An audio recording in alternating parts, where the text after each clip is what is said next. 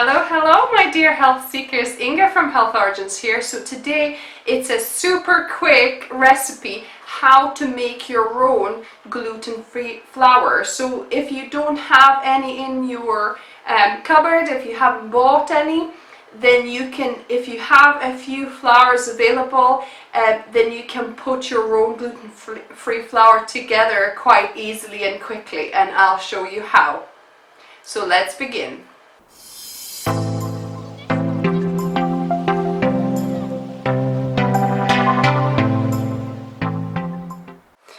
There are 5 different flours you'll need. So first of all, I've got millet. So here I just had millet grain, and I've milled it into flour with my little spice grinder, really. So there's 100 grams. I've seen, however, the recipe is without millet, so instead of millet, if you don't have millet, because it's quite not a very usual flour, white rice flour would work really well too. So there's 150 grams. It's best to weigh them. So there's 150 grams of millet flour. Then I've got 150 grams of brown rice flour. Then I've got 100 grams of oat flour. So this was just the oats that I milled myself. So 100 grams of oats flour. Then I've got 50 grams of tapioca starch. And then the recipes I've seen online, they use either potato starch or corn starch, but I don't seem to have any right now. But gram flour should work just as well, so 50 grams of gram flour. But if you don't have gram flour, you can replace it for either potato or starch, best, or corn flour as well. So 50 grams of that. So yeah, so that is it. That is the mixture.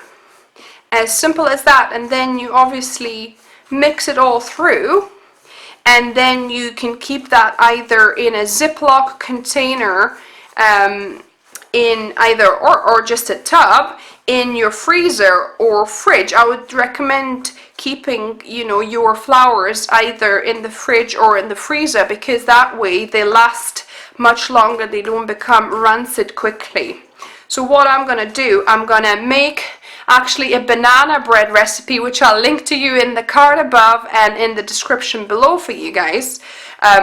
But whatever is left over, because it's probably 2 or 3 times too much here, I'm gonna be putting in a Ziploc, in a tub, and putting it in my freezer to have for next time when I want to do some gluten-free baking. So this is the result. I've left some flour for banana bread baking, like I said, but the remainder I've just put in a container, and I'm gonna be sticking this in the freezer for next time.